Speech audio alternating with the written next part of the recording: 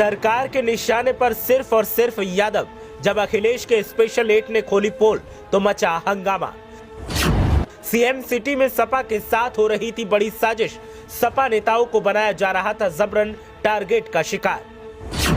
अखिलेश यादव के स्पेशल 8 ने खोली सरकारी एक्शन की पोल। सरकार की एक्शन फोर्स पर उठे सवाल। देखिए कैसे यादवों को बनाया जा रहा टारगेट और कैसे उनकी संपत्ति को जबरन छीनने की हो रही कोशिश।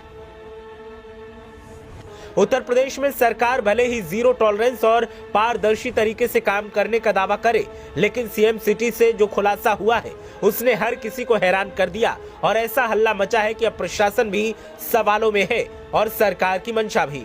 अखिलेश यादव के स्पेशल 8 फोर्स ने जब सीएम सिटी में यादवों को टारगेट करने वाले मामले से पर्दा उठाया तो फिर हंगामा बरप गया। हालात ये थे कि सिर्फ यादवों को टारगेट किया जा रहा है और उनकी संपत्ति को छीनने की साजिशें की जा रही हैं।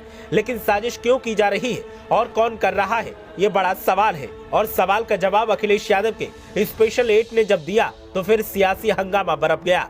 बताएंगे कि क्या खुलासा हुआ है, लेकिन पहले आप बताएं कि क्या उत्तर प्रदेश में वाकई सियासी खुन्नस का शिकार यादव हो रहे हैं। आपकी राय क्या है, हमें कमेंट करके जरूर बताएं। अब बात करते हैं अखिलेश यादव के स्पेशल 8 की। तो सपा प्रमुख अखिलेश यादव के स्पेशल 8 गोरखपुर पहुंचे। टीम में शामिल गाजीपुर के जखानिया सीट से सपा विधायक और पूर्व मंत्री ओम प्रकाश सिंह ने कहा कि प्रशासन को इतना जुल्म नहीं करना चाहिए। सत्ता अपना पराया नहीं देखती है, सत्ता इंसाफ करती है। विधायक बोले कि गोरखपुर में जो कुछ भी हो रहा है वो बेहद घटिया, घिनौना और गंदा काम है। सदन में समाजवादी पार्टी इसका विरोध करेगी। इस पूरे मामले की रिपोर्ट अखिलेश यादव को सौंपी जाएगी। उनके दिशा निर्देश के बाद पार्टी आगे की रणनीति तय करेगी। दरअसल बीते दिनों सपा नेता भोला यादव से लेकर पूर्व ब्लॉक प्रमुख शैलेश यादव के पिता जवाहिर यादव को करीब 400 करोड़ की संपत्ति जब्त की गई। सपा प्रमुख अखिलेश यादव के निर्देश पर 8 सदस्यों का एक प्रतिनिधिमंडल सोमवार को गोरखपुर पहुंचा। प्रतिनिधिमंडल यहां सपा नेताओं के खिलाफ हो रही कार्रवाई की जांच कर रहा है। प्रतिनिधिमंडल ने पीड़ितों के घर जाकर उनके परिवार के लोगों से मुलाकात की, उन्हें सांत्वना व्यक्त की, आश्वासन भी दिया कि समाजवादी पार्टी इस लड़ाई में उनके साथ है।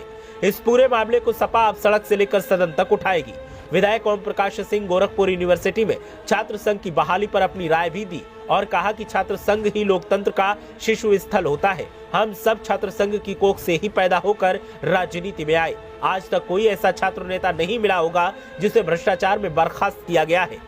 विधायक ने सरकार पर निशाना साधते हुए कहा कि वक्त मौन है लेकिन गूंगा नहीं। बहुमत हमेशा नहीं रहता, सत्ता तो आती जाती रहती है। अभी हमारे राष्ट्रीय अध्यक्ष अपने एक विधायक इरफान सोलंकी से मिलने कानपुर क्या चले गए। इस पर सरकार ऐसा बौखलाई कि विधायक का सिर्फ जेल ही नहीं बल्कि जिला भी बदल दिया गया।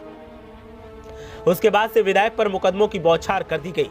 इसकी सबसे बड़ी वजह सिर्फ यही है कि भारत देश में ही पुलिस ही केस दर्ज करवाती है और पुलिस ही उसकी जांच करती है। ऐसे में किसी भी मामले में निष्पक्ष जांच होने का तो सवाल ही नहीं खड़ा होता, जबकि विदेशों में ऐसा नहीं है। वहां पुलिस सिर्फ केस दर्ज करती है लेकिन उसकी जांच कोई और करता है, तभी सच सामने आता है। विधायक ने निशाना साधते हुए कहा कि लोकतंत्र में 4 स्तंभ होते हैं। जब विधायिका गड़बड़ करती है तो कार्यपालिका उसे संभाल लेती है, जब कार्यपालिका गड़बड़ करती है तो उसे न्यायपालिका संभाल लेती है, लेकिन जब ये तीनों गड़बड़ करते हैं तो उसे मात्र पत्रकारिता ही संभाल सकती है। विधायक ने एक के बाद एक कई आरोप लगाए और साफ शब्दों में कहा कि अब वक्त आर पार की लड़ाई का है, सड़क से सदन तक हंगामा करने का है।